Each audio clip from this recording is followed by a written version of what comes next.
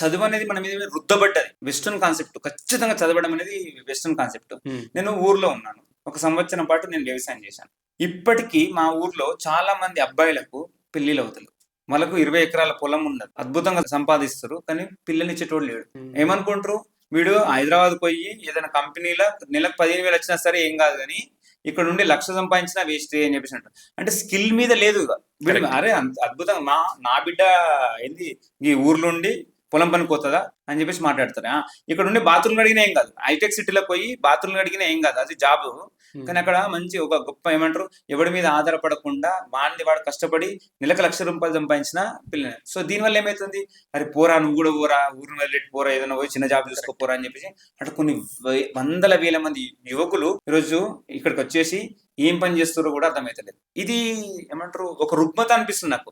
సామాజిక రుగ్మత ఏమో అనిపిస్తుంది చదువు అనేది. నేను అదే అనుకుంటున్నాను. ఎందుకంటే చదువు నుంచి ఏదైతే సమాజం పొందాలనో అవి పొందకుండా విపరీత ధోరణులు వస్తున్నాయి అనమాట దీని నుంచి.